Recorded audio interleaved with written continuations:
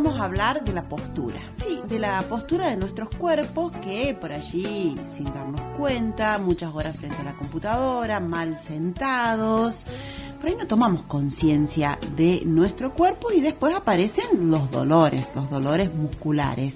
Y para eso hemos invitado a una especialista, la licenciada Florencia Salvaño, kinesióloga, especialista en reeducación postural global.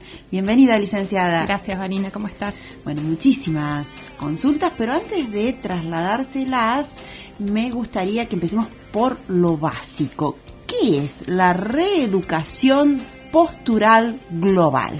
Bueno, la RPG, también como se conoce, es una rama de la kinesiología que hace aproximadamente 20 años que está en el país, relativamente nueva. Uh-huh. Es una terapia manual que trabaja con la elongación de las cadenas musculares. Bien. Lo más importante de esta técnica es que trabaja al paciente como una individualidad. Nosotros lo evaluamos, generamos un diagnóstico de su patología y a partir de ahí un tratamiento. Y ahí es donde generamos la globalidad del tratamiento. Bien. ¿Por qué se llama reeducación? Yo me imagino que es como aprender de nuevo, porque por allí o nos venimos sentando mal o nos paramos mal. Exactamente. Es como que hay que aprenderlo todo de vuelta, ¿no? Exactamente. Se aprende pero de una manera inconsciente. Ajá. Es para que sea más fácil, porque normalmente nosotros estamos en mala postura y no nos damos cuenta. No nos damos cuenta. Cuando queremos sentarnos derecho nos dura un minuto y estamos de nuevo encorvados. Bien. Entonces esta terapia lo que hace es trabajar de una forma que el cuerpo inconscientemente lo vaya incorporando. Bien. Y de forma progresiva se van viendo los cambios. Bien, ya vamos a seguir consultándola sobre esto. Antes me gustaría leerle las muchísimas consultas que tenemos en el Facebook del programa. Juan Bocio dice: la reeducación postural es muy buena, un excelente tratamiento, pero hay que hacerlo bien. Muy lindo tema. Sandra Gómez dice: lo ideal es comenzar desde niños a educar la postura, que a veces no se hace en los colegios o en las horas de educación física, por ejemplo. Y antes de seguir leyendo me detengo acá en este punto. Sí. ¿La educación física también ayuda o no? ¿Es algo completamente distinto la reeducación? La educación física, como cualquier actividad física, nos ayuda. El movimiento es salud y hay que realizarlo. No ayuda cuando hay una alteración postural. Cuando hay un problema, como ser una escoliosis, que es una desviación de la columna, o una rectificación cervical, se debe hacer un tratamiento. Bien. Sí, lo que nosotros tenemos que corregir como personas es mejorar los hábitos. Y eso, si se aprende de niño, es mejor. Es mejor. Hay que tener cuidado de no acostarse a mirar tele en la cama, ni a leer, ni usar el monitor muy bajo, muy alto.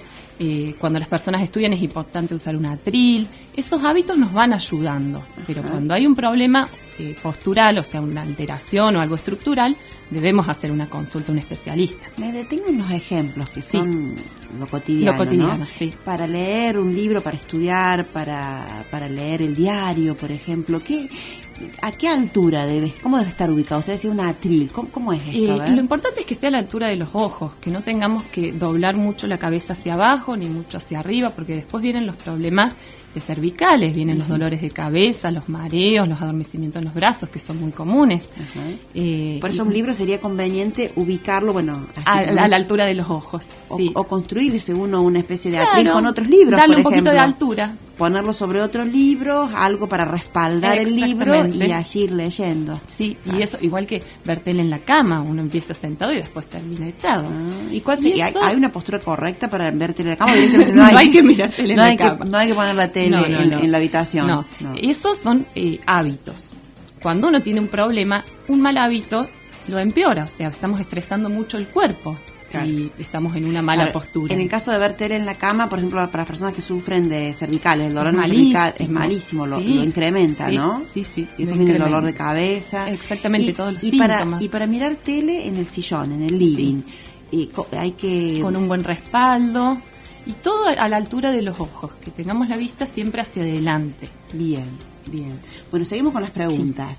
Sí. Dice Paola Pintos: ¿a qué edad se debe realizar la RPG? Es interesante el tema. ¿A qué edad?